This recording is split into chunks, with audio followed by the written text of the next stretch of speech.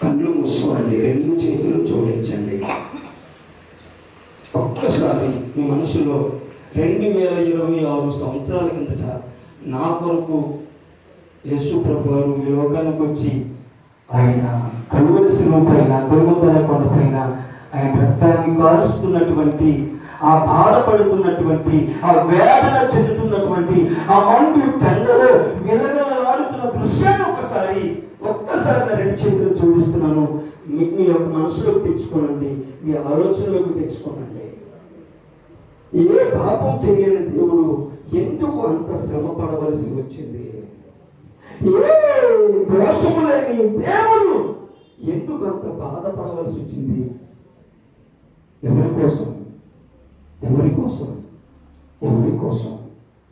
దేవుని కోసం. ఈరోజు మనం తెలుసుకోబోతున్నాం ఎందుకోసం ఆ దేవుడు అంత శిక్ష అనుభవించవలసి వచ్చింది. మనం కొన్ని అద్భుతాలు నేర్చుకోబోతున్నాం. వాటికి ముందు మన హృదయాన్ని శుద్ధం చేసుకుందాం, మన మనసు సిద్ధం చేసుకుందాం, మన ఆలోచన సిద్ధం చేసుకుందాం. మనం సిద్ధంగా ఉందాం, రెడీగా ఉందాం.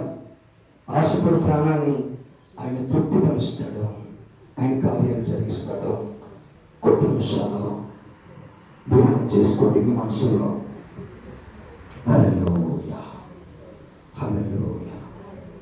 ప్రభువా, నువ్వు నా కోసమే నీ రక్తాన్ని కార్చావు, నువ్వు నా కోసమే శ్రమ అనుభవించావు.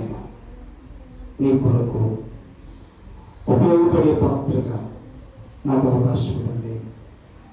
ఏది సాధించకుండా, నీ కొరకు ఏది చేయకుండా నా ప్రాణాన్ని మాత్రం తీసుకోకండి. ఏదో ఒకటి నీ కోసం చేసి నా ప్రాణాన్ని నీ దగ్గర చేర్చుకోనండి. ఏదో ఒకటి మా శాస్త్ర జీవితంలో మీ కొరకు ఉపయోగపడి మీ దగ్గరికి రావడానికి సహాయం చేయండి. నేను ఏర్పాటు చేసుకున్న శిష్యులు, అపోస్తలులు నీ కొరకు రథసాక్షులై మీ దగ్గరకు వచ్చారు. ఏదంటే మా జీవితంలో ఈ రక్షణ ఇచ్చినందుకు, ఈ శ్వాస ఇచ్చినందుకు, ఈ జీవితం ఇచ్చినందుకు, ఈ ఆరోగ్యం ఇచ్చినందుకు, ఈ ఆయుష్ ఇచ్చినందుకు, ఈ కుటుంబం ఇచ్చినందుకు, ఈ కృప ఇచ్చినందుకు మీ కొరకు ఏదో ఒకటి చేసి